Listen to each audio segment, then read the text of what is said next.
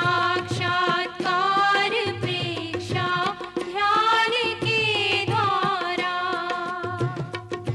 ध्यान के द्वारा, ध्यान के द्वारा, ध्यान के द्वारा। एक व्यक्ति अपने पुत्र को लेकर आया और बोला, इसे समझाओ, इसकी आदतें अच्छी नहीं, आदत बदल जाए। कभी कभी ऐसा प्रसंग भी आता है, एक परिवार उपस्थित है, छोटा बच्चा 7-8 वर्ष का कहता है कि मेरे पप्पा नशा बहुत करते हैं, पान पराग जर्दा खाते हैं, इनको त्याग करा दो। आजकल बच्चों के द्वारा शिकायत ज़्यादा आती है। अब कहते हैं आदत इनकी बदल जाए, तब हमारे सामने प्रश्न है, क्या आदत बदल सकती है? क्या स्वभाव में परिवर्तन हो सकता है? कुछ स्वभाव चिरकालिक होते और कुछ अर्जित आदतें होती है। मनोविज्ञान की भाषा में अर्जित आदतें, जो कोई पहले नहीं थी, आदमी उनका भी अर्जन कर लेता है। क्या उनमें बदलाव आ सकता है?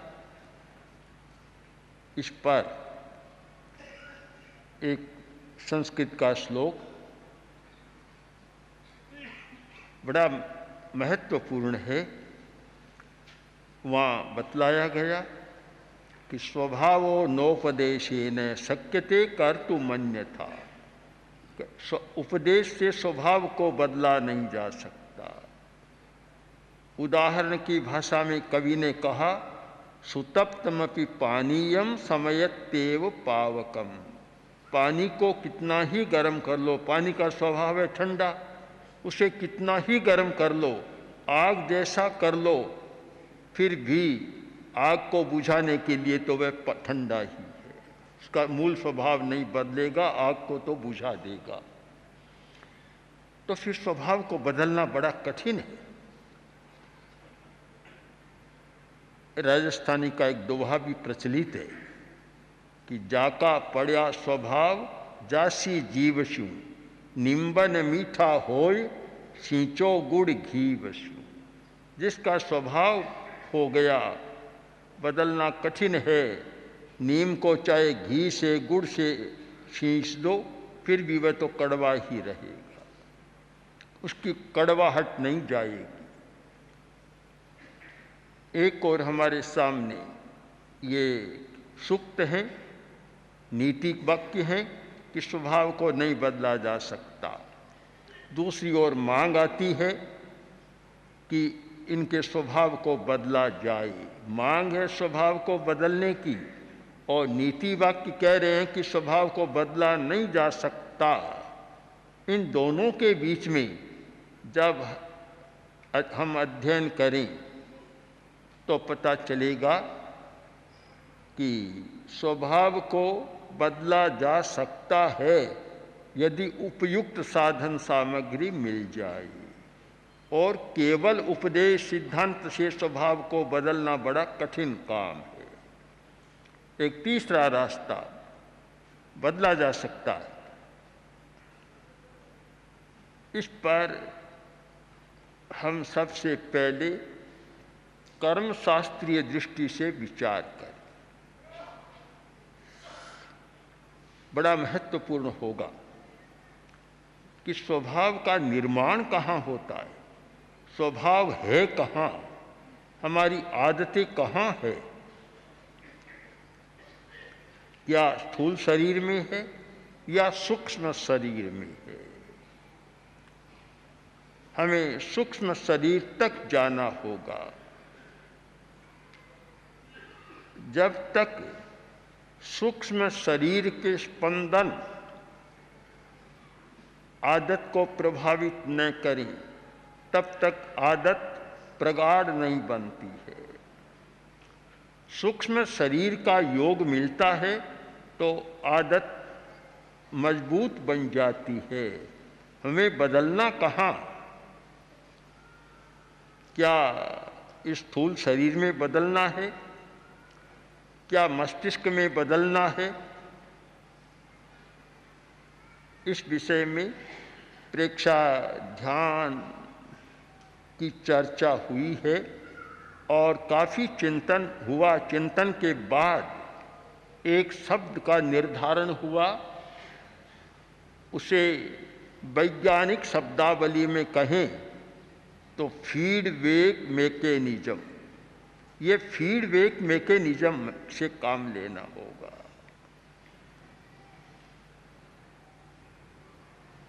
उदाहरण के लिए एक व्यक्ति उपवास करता है। उपवास का प्रभाव स्थूल शरीर पर होता है और सिद्धांत यह है कि जिसने उपवास किया उसके कर्म की निर्जरा हुई, कर्म का शोधन हुआ। तो कर्म तो स्थूल शरीर में नहीं है, कर्म है कर्म शरीर जो सूक्ष्मतर शरीर है। निर्जरा तो वहाँ हुई और उपवास यहाँ स्थूल शरीर में हुआ।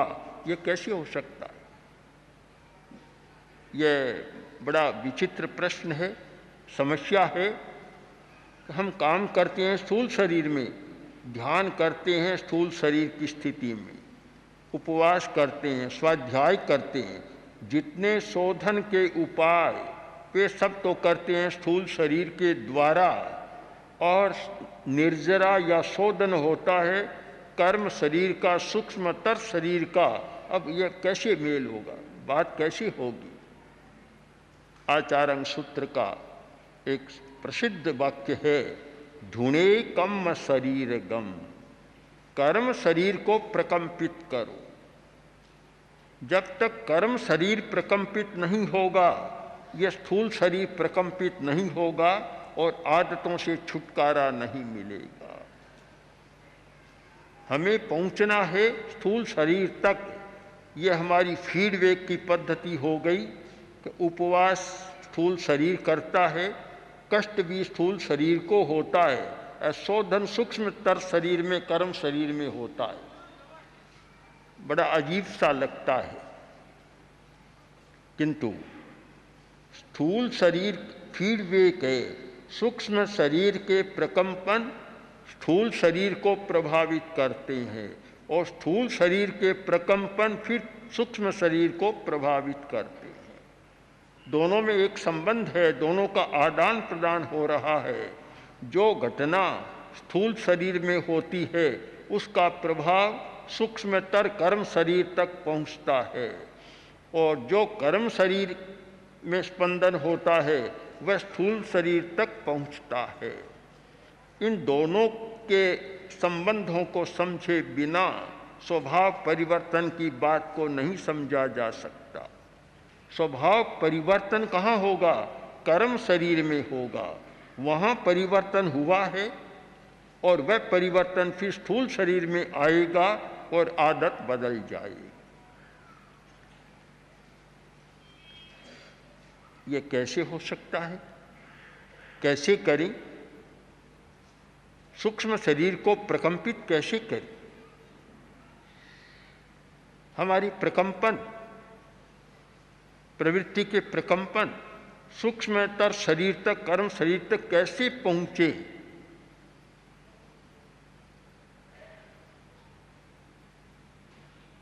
सारी प्रेक्षा ध्यान की प्रक्रिया उन प्रकंपनों को सूक्ष्म शरीर या कर्म शरीर तक पहुंचाने की प्रक्रिया है।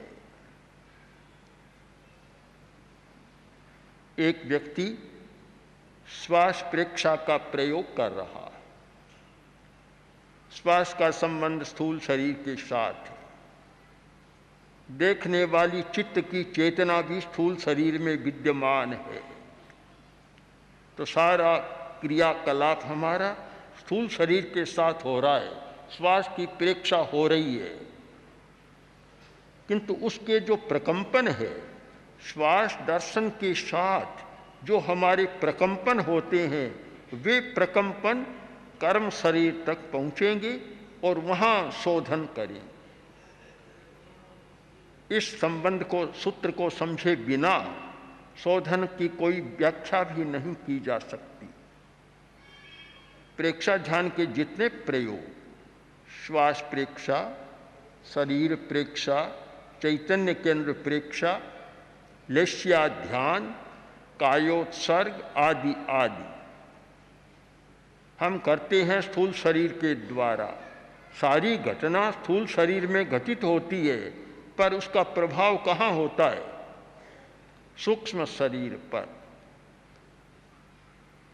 हमारा संसार प्रकंपनों का संसार है। प्रकंपन का सिद्धांत जो जान लेता है उसके लिए बहुत सरल स्थिति बन जाती है। एजई वेजई भगवती सूत्र का एक प्रयोग है। एजई बेजई घट्टई फंदई और तम तम भावम परिणमई। प्रकंपन शुरू हुआ, किसी व्यक्ति ने संकल्प किया कि मुझे 10 मिनट तक यह काम करना है।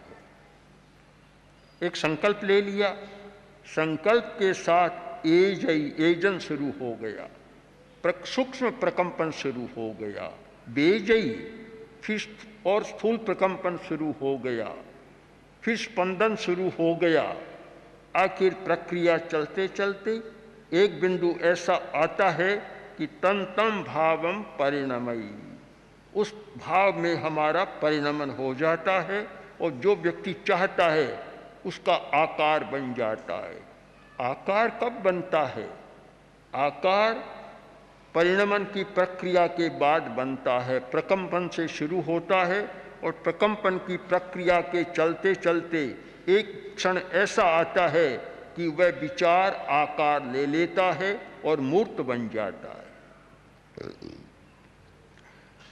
हमारे सारे प्रयोग या धर्म के सारे प्रयोग और निर्जरा के सारे प्रयोग अनशन नहीं खाता है। अब नहीं खाता है, इसका कर्म के तोड़ने से, शोधन से क्या संबंध? संबंध खोजना होगा कि नहीं खाता है, यह तो हमारी स्थूल क्रिया, उपवास हमारी स्थूल क्रिया है, किंतु उसने नहीं खाने का जो संकल्प किया है, मैं अमुक समय तक भोजन नहीं करूंगा, यह संकल्प किया और उस संकल्प के जो परमाणु हैं वे जो प्रकंपन पैदा करते हैं, वह प्रकंपन सूक्ष्म शरीर को प्रकंपित कर देता है और निर्जरा शुरू हो जाती है। एक व्यक्ति उपवास करता है और बहुत कष्ट का अनुभव करता है। एक व्यक्ति उपवास करता है, पता ही नहीं चलता कि किया या नहीं किया, मजे से दिन रात गुजार देता है। अब प्रश्न होगा कि शोधन किसका ज़्यादा हुआ? जिसको कष्ट हुआ उसका शोधन ज़्यादा हुआ या जिसको कष्ट नहीं हुआ उसका शोधन ज़्यादा हुआ? लाभ किसको ज़्यादा हुआ? खूब कष्ट भोगा उस उपवासी को ज़्यादा लाभ मिला या जिसको पता ही नहीं चला भूख का उसको ज़्यादा लाभ मिला? किसको मिला? अब उत्तर हम कष्ट के आधार पर दें तो बड़ी समस्या है। फिर तो यह हो गया कि जितना कष्ट भोगो उतना ही लाभ है, जबकि यह जैन दर्शन का सिद्धांत बिल्कुल नहीं है। यह जैन दर्शन का सिद्धांत ही नहीं है।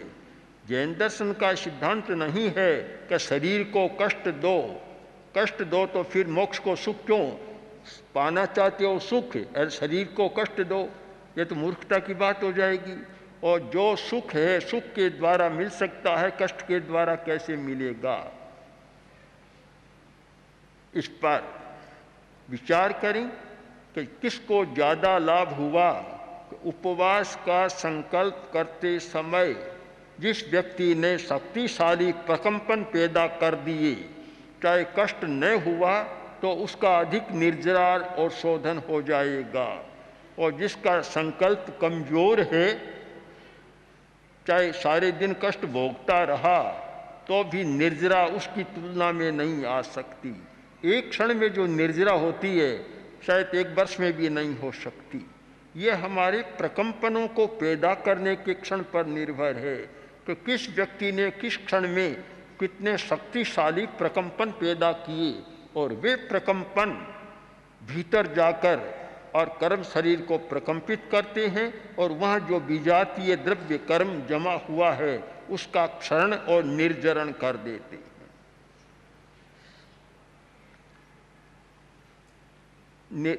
प्रेक्षा ध्यान की सारी प्रक्रिया निर्जरण के सिद्धांत की प्रक्रिया है कि शोधन कैसे हो।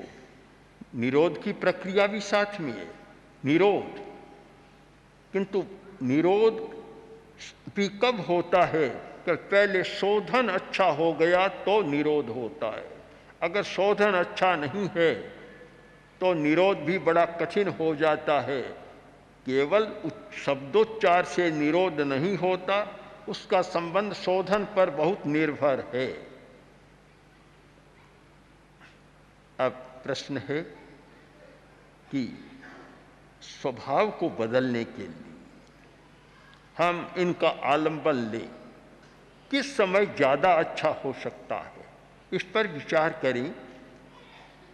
कायोत्सर्ग की अवस्था में जो सुझाव दिया जाता है वह स्वभाव को बदलने का एक अचूक उपाय।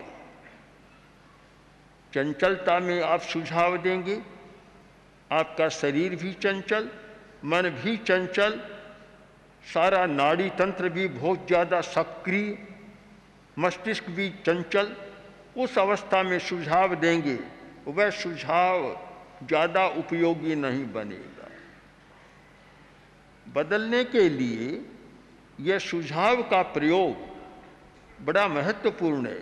चाहे ऑटो सजेशन का प्रयोग करें या चाहे कोई दूसरा व्यक्ति आपको सजेशन दे, सुझाव दे, परिवर्तन की बहुत बड़ी एक महत्वपूर्ण भूमिका है ये सुझाव। सुझाव के द्वारा परिवर्तन होता है। सुझाव को हमारा मस्तिष्क भी पकड़ लेता है तो मस्तिष्क के जो तंत्र हैं वे भी बदलने लग जाते हैं, और भीतर से भी, कर्म शरीर से भी वे प्रकंपन आने लग जाते हैं जो बदलने की प्रक्रिया को पूरा कर देते हैं। इसीलिए अनुप्रेक्षा में सुझाव के विशेष प्रयोग किए जाते हैं, और हमने अनुभव किया जहाँ तक कि स्वभाव परिवर्तन के लिए अनुप्रेक्षा के प्रयोग बहुत शक्तिशाली हैं, और ये प्रयोग बहुत कम ध्यान पद्धतियों में चलते हैं। अनुप्रेक्षा के प्रयोग, सहिष्णुता की अनुप्रेक्षा, असहनशीलता का स्वभाव है, एक व्यक्ति कुछ सहन नहीं कर सकता, बदला जा सकता है अनुप्रेक्षा के द्वारा, सहिष्णुता की अनुप्रेक्षा के द्वारा। एक व्यक्ति विनम्र नहीं है, बहुत उद्दंड है, विनम्रता की अनुप्रेक्षा के द्वारा उसके स्वभाव को बदला जा सकता है। सारी अनुप्रेक्षाएं स्वभाव परिवर्तन की प्रक्रिया है कि कैसे स्वभाव को बदला जाए, कैसे सामंजस्य बिठाया जाए। एक व्यक्ति सामंजस्य नहीं बिठा सकता। घर में, परिवार में 10 लोग हैं, किसी के साथ सामंजस्य नहीं बिठा सकता, अलग सा रहता है, अलग सा एकदम, सामंजस्य कर ही नहीं पाता। हमने देखा ऐसे व्यक्तियों को कि उन्होंने सामंजस्य की अनुप्रेक्षा की और स्वभाव में परिवर्तन आ गया, साथ में अच्छी तरह रहने लग गए। अनुप्रेक्षा का प्रयोग, और उसमें मुख्य भाग है सजेशन का, सजेस्टोलॉजी के प्रयोग हैं। एक विद्यार्थी को अगर अच्छा सुझाव दिया जाता है परीक्षा में भी अच्छा आता है, पढ़ाई में भी अच्छा होता है, स्मृति भी अच्छी हो जाती है और स्वभाव में भी परिवर्तन आ जाता है। तो कायोत्सर्ग की अवस्था में दिया जाने वाला सुझाव बहुत कारगर होता है। जिस किसी व्यक्ति को अपना स्वभाव बदलना हो, ऐसे चिंतन न करें। कुछ लोग कहते हैं कि हम बार बार सोचते हैं कि ऐसा नहीं करेंगे, संकल्प भी करते हैं पर होता नहीं है। संकल्प कब करना चाहिए, उसकी संकल्प की 3 अवस्थाएं हैं, कायोत्सर्ग, सम्मोहन और नींद। ये 3 अवस्थाएं हैं।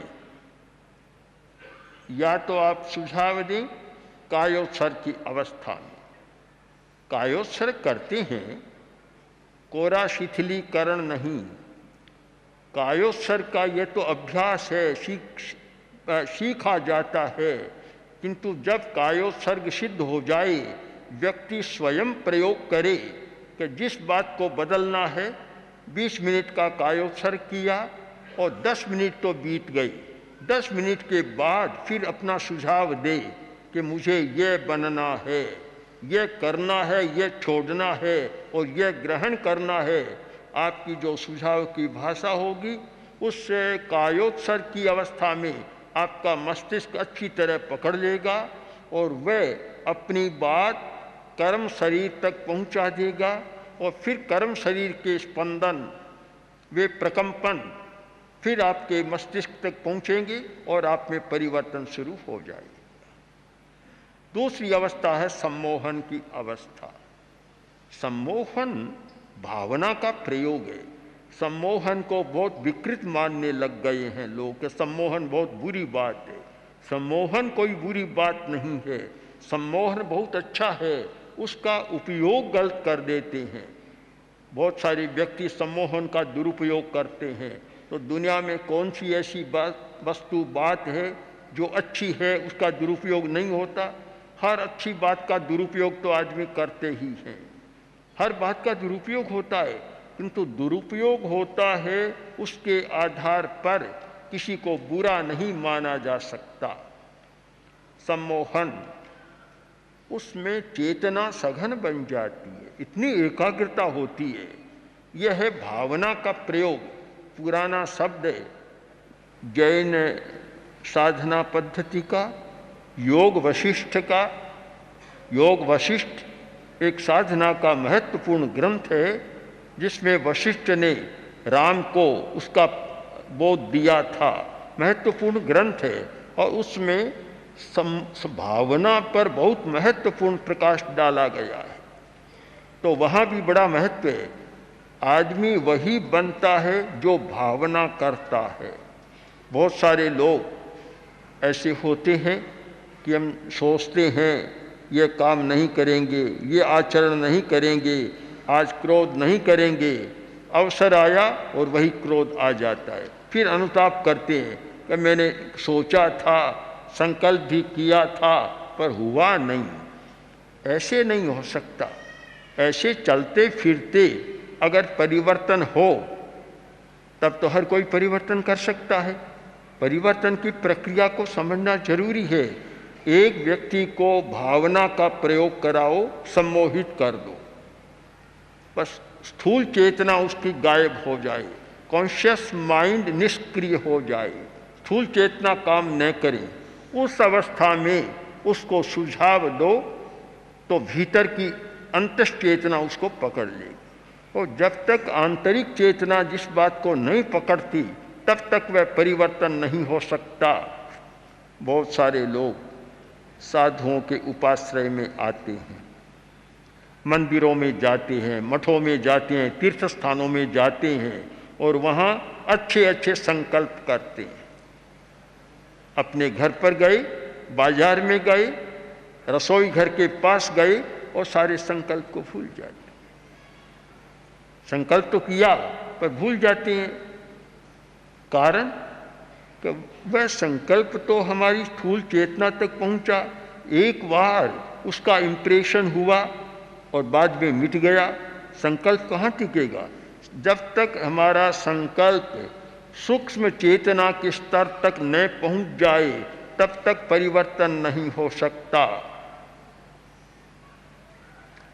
कोई ठाकुर साहब थे और कहीं तीर्थ यात्रा पर गए थे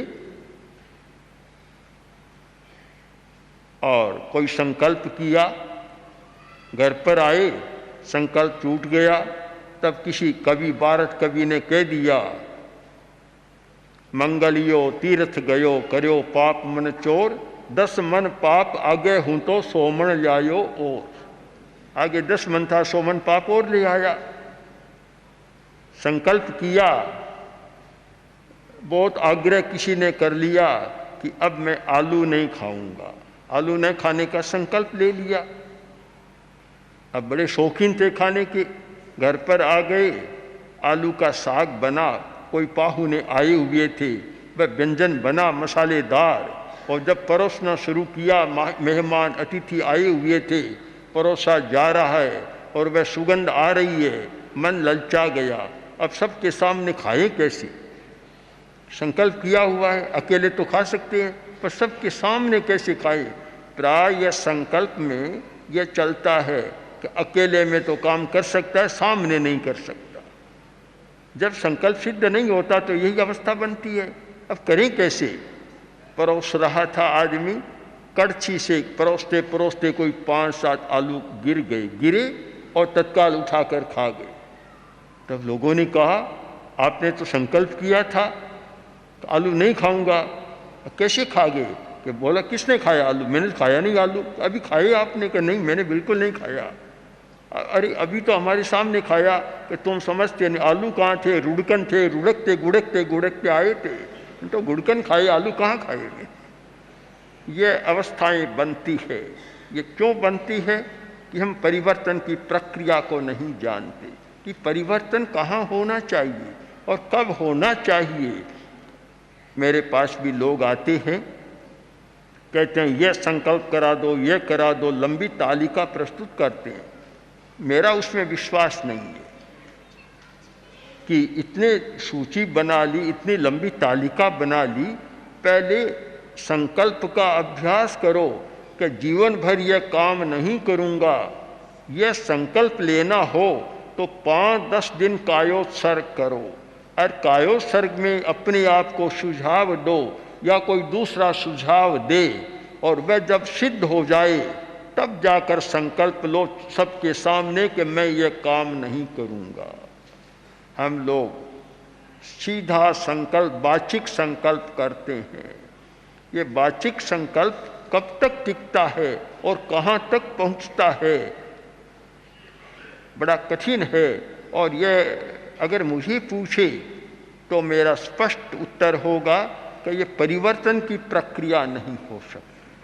परिवर्तन के लिए हमें विधि का अनुसरण करना चाहिए कि विधि क्या हो। विधि अन्यथा एक ऐसा व्यवहार होता है, ऐसा व्यवहार कि परिवर्तन नहीं होता, लोक व्यवहार हो जाता है। लोक व्यवहार, एक व्यक्ति आया, मुनि जी ने कहा उपवास करो, तुम्हारी बारी है, बारी चलती है ना, कि हर दिन एक व्यक्ति उपवास करेगा, उपवास करो। वह बोला, महाराज मेरी कठिनाई है, आज मैं कर नहीं सकता, मेरी बारी का दिन है, मुझे करना है, पर आज मेरी कठिनाई में कर नहीं सकता। तो उन्होंने कहा, तुम नहीं करोगे तो बारी टूट जाएगी। व्यवहार में तो बारी का चलना होता है, टूट जाएगी। काफ़ी कहा तो कहा, अच्छा महाराज बारी नहीं टूटेगी, मैं उपवास नहीं कर पाऊंगा, पर किसी से करा दूंगा। ठीक है, बारी चलनी चाहिए, व्यवहार होता है। दूसरे दिन आया और मुनि जी ने पूछा कि उपवास कहाँ महाराज हो गया? हो गया। तो उन्होंने कहा, किसने किया, नाम बता दो, हम भी उसका नाम लिख लें, बारी में जोड़ दें उसको। नाम बता दो। कि नाम तो नहीं बताऊंगा। काफ़ी पूछा आग्रह के साथ, तब बोला आपको क्या करना, मैंने उपवास करा दिया। और आगे से पूछा कि नाम बताओ, तब आखिर बोला महाराज मेरे घर में भैंस है, कल मैंने न उसको चारा डाला न पानी पिलाया, 24 उपवास आपका बारी का हो गया। ये सारा जो चलता है धर्म के क्षेत्र में, ये इसीलिए चलता है कि हम परिवर्तन की प्रक्रिया को नहीं जानते। तब ये बहुत सारी घटनाएं, अवांछनीय घटनाएं भी धर्म के साथ जुड़ जाती है। जो भी व्यक्ति बदलना चाहे, आदत को बदलना चाहे, स्वभाव में परिवर्तन लाना चाहे, उससे परिवर्तन की प्रक्रिया को समझना जरूरी है। और प्रेक्षा ध्यान की परिधि में परिवर्तन की प्रक्रिया का काफ़ी अच्छा विकास हुआ है और हमने अनुभव किया है कि इन प्रयोगों के द्वारा आदमी बदलता है, उसमें परिवर्तन आता है। क्रोध के स्वभाव को बदलते हुए हमने देखा है, भय की वृत्ति को भी बदलते हुए देखा है, अहंकार को भी बदलते हुए देखा है। पर वह तब बदला जब पूरी प्रक्रिया की पूरा कोर्स किया। जब तक पूरा कोर्स नहीं किया जाता परिवर्तन नहीं होता। तो यह सम्मोहन की अवस्था है, वास्तव में परिवर्तन की महत्वपूर्ण अवस्था है। और सम्मोहन में तो इतना विचित्र हो जाता है, एक आदमी का हाथ बिल्कुल ठीक है, सम्मोहित कर लिया और उसे सुझाव दिया कि तुम्हारे हाथ में तो फफोले है, वास्तव में फफोले हो गए। भावना के अनुरूप हमारा स्थूल शरीर काम करता है और मस्तिष्क भी सहयोग करता है। भावना के अनुरूप जैसी भावना वैसा शरीर में होने लग जाता है, वैसा परिणमन होना शुरू हो जाता है। और तीसरी अवस्था है नींद की अवस्था। नींद में सुझाव देना भी बड़ा महत्वपूर्ण होता है। छोटा बच्चा अब वह प्रयोग कर नहीं सकता, न ध्यान कर सकता, न कोई अनुप्रेक्षा का प्रयोग कर सकता। उसकी आदतें अच्छी नहीं है, उन आदतों को बदलना है। तो अच्छा उपाय है कि नींद में सुझाव दिया जाए। हमारा मस्तिष्क नींद में भी पकड़ लेता है। और आजकल तो कुछ वैज्ञानिक प्रयोग चल रहे हैं, नींद में पूरा पाठ पढ़ा दिया जाता है, पाठ पढ़ाया जाता है, नींद में पूरी शिक्षा दी जाती है। प्रेक्षा ध्यान का साधक इस बात को जानता है कि सोते समय, सोने से पहले 5-10 मिनट सुझाव का प्रयोग किया जाए। और जो सोते सोते जो सुझाव दिया जाता है, सुझाव को दोहराते दोहराते नींद आ जाती है, वह सुझाव बहुत कारगर होता है, सफल होता है, पूरी रात भर काम करता है और परिवर्तन की बात शुरू हो जाती है। नींद में स्थूल चेतना काम करना बंद कर देती है और सूक्ष्म चेतना काम करती है, इसलिए नींद में बहुत जल्दी उसको पकड़ लेते हैं। ऐसे प्रयोग भी होते हैं विदेश में भी। हमने जहाँ तक पढ़ा कि हंगरी में विद्यालयों में सजेस्टोलॉजी के प्रयोग किए गए और विद्यार्थी बहुत सफल हुए। और कहीं कहीं नींद के प्रयोग भी, नींद के समय टेप पास में रख देते हैं, टेप चलती है और वह पास विद्यार्थी उसको ग्रहण कर लेता है। तो ये हमारी समझ है। इसका तात्पर्य कि प्रवृत्ति काल में चंचलता के समय जो सुझाव दिया जाता है वह पकड़ा नहीं जाता पूरा, या उसके प्रकंपन इतने शक्तिशाली नहीं बन सकते जो भीतर तक पहुंच जाए, क्योंकि चंचलता उसमें बाधा डाल देती है। कायोत्सर्ग की अवस्था स्थिरता की अवस्था है, सम्मोहन की अवस्था भी स्थिरता की अवस्था है और नींद की अवस्था भी स्थिरता की अवस्था है। इस स्थिरता की अवस्था में, शिथिलता की अवस्था में जो बात सुझाई जाती है उसे हमारी चेतना पकड़ लेती है। इसलिए परिवर्तन के लिए कब प्रयोग करना चाहिए उस पर भी हमें ध्यान देना है।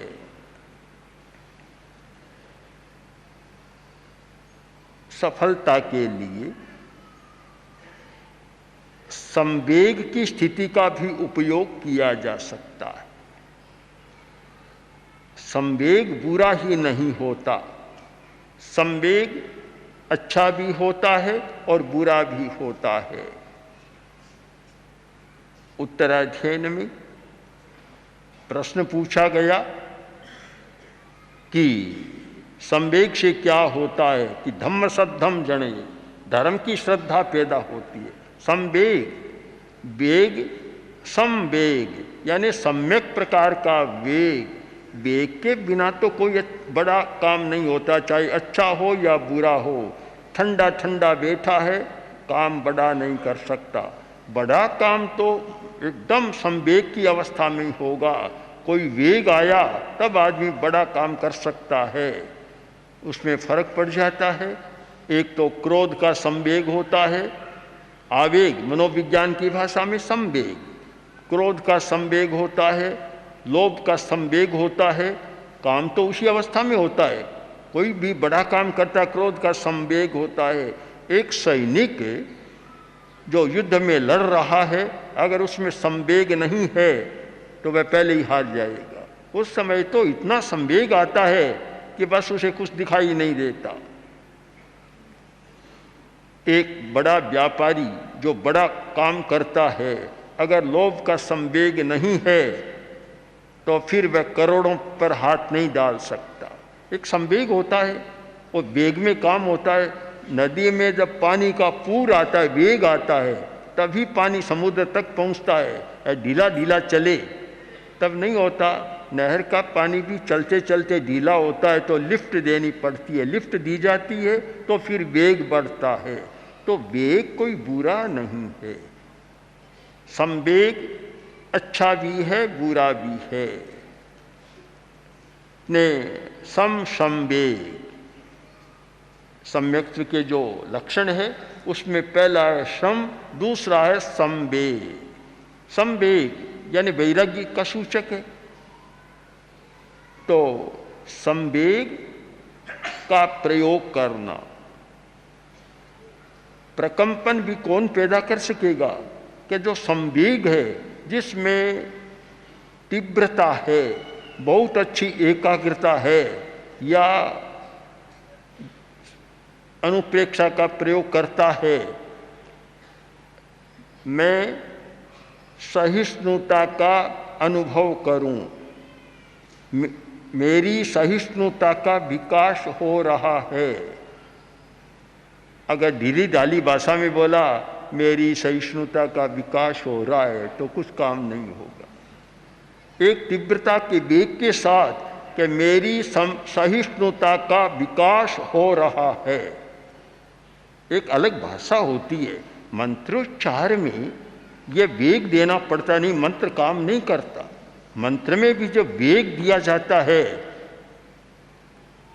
ओम ह्रीं श्रीं क्लीं कलिकुंड दंड स्वामीन आगच्छ आगच्छ आत्ममंत्रान रक्ष रक्ष पर मंत्रान छिंद छिंद, बस वेग दिया गया तब होता है। अगर वेग नहीं है, साधारण सा उच्चारण ढीला ढाला किया तो मंत्र भी काम नहीं करेगा। वेग होना चाहिए। वेग होता है तब वह ठीक होता है। तो इसलिए संवेग का प्रयोग करना, यानी जो भी संकल्प किया जाए स्वभाव को बदलने के लिए, वह संकल्प संवेग के साथ हो, ढीली ढाली भाषा में, शिथिल भाषा में न हो। शरीर की अवस्था तो शिथिल रहे, किंतु मन और वाणी का उसके साथ वेग रहे, तब वह साथ ठीक होता है।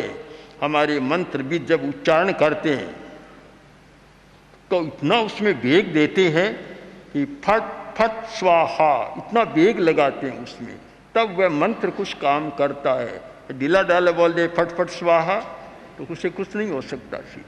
तो संवेग को भी काम में लेना जरूरी है कि हम जब कोई संकल्प करें कि मैं ये काम नहीं करूँगा, मैं ये काम नहीं करूँगा, मेरा स्वभाव अवश्य बदलेगा, बदल कर रहेगा। अगर ये भाषा है संवेग के साथ संकल्प की भाषा, तो परिवर्तन की कल्पना करनी चाहिए। और सारा ढीला ढाला काम हो तो नहीं हो सकता। तो ये सारी परिवर्तन की प्रक्रिया समझ लेना है। एक व्यक्ति शिविर की साधना करता है और वह कुछ बदलना भी चाहता है, पूरी प्रक्रिया को नहीं समझता, तब तक नहीं हो सकता। श्वास प्रेक्षा आदि ये प्रयोग तो परिवर्तन के प्रयोग है, पर उनको कैसे किया जाए और परिणाम तक कैसे पहुंचा जाए ये बहुत जरूरी है। एक बात इसमें और समझ लेनी जरूरी है कि एक साथ अनेक परिवर्तनों की बात न सोचें। एक ही विषय को लें। अगर आपने खिचड़ी बना दी तो वह खिचड़ी रह जाएगी। अनेक को एक साथ नहीं। आपको लगे कि यह आदत मुझे बाधा डाल रही है, केवल उसी को लें, उसी पर ध्यान केंद्रित करें, उसी का संकल्प करें, उसी बारे में सुझाव दें और उस विषय में तन्मय बन जाएं। जब तक तन्मयता नहीं होती, समापत्ति नहीं होती। योग का शब्द है समापत्ति। समापत्ति यानी तद्रूप बन जाना। स्फटिक है सामने, स्फटिक, और कोई व्यक्ति जाकर खड़ा हुआ, लाल कपड़ा पहना हुआ है, तो स्फटिक भी लाल रंग का हो जाएगा, समापत्ति हो जाएगी। तद्रूपता, तन्मयता। जब तक हम तद्रूप नहीं बनते, हमारे भीतर वह परिणमन नहीं होता। तन्मय नहीं बनते तब तक परिणमन नहीं होता। ये योग शास्त्र के 2-3 महत्वपूर्ण शब्द हैं, समापत्ति, तद्रूप होना और तन्मय हो जाना। तन्मय, यदि आप नमो अरहंताणं का जप करते हैं और जब नमो अरहंताणं का उच्चारण करते हैं और अरहत के साथ आपकी तन्मयता नहीं होती, समापत्ति नहीं होती, तो अर्हता का विकास आप में नहीं होगा। अरहंताण में जो अर्हता का विकास की शक्ति है, वह अर्हता हमारे भीतर कब प्रकट होगी कि उच्चारण के साथ साथ हमने उसके साथ तादात्म्य स्थापित कर लिया। तादात्म्य, एकात्मकता, तादात्म्य, तद्रूपता, तन्मयता, समापत्ति, ये 5 शब्द इस अवस्था को स्पष्ट कर रहे हैं कि तन्मय नहीं बनेंगे तब तक वह नहीं होगा। और जब तन्मयता यानी हम उसी रूप में बन गए, हमारा सारा परिणमन उस रूप में बन गया। परिवर्तन के लिए यह तद्रूपता का सिद्धांत महत्वपूर्ण है। और रामसेन, आचार्य रामसेन ने ग्रंथ लिखा तत्वानुशासन, बहुत महत्वपूर्ण ग्रंथ है। उन्होंने ये तन्मयता और परिवर्तन की प्रक्रिया को बहुत सुंदर दर्शाया है कि आपको जिस गुण का अपने आप में विकास करना है, उसकी मानसिक प्रतिमा अपने आगे बना ले और फिर उसके साथ एकात्मकता स्थापित करें। जो आप चाहते हैं वह शक्ति आप में प्रकट होने लग जाए।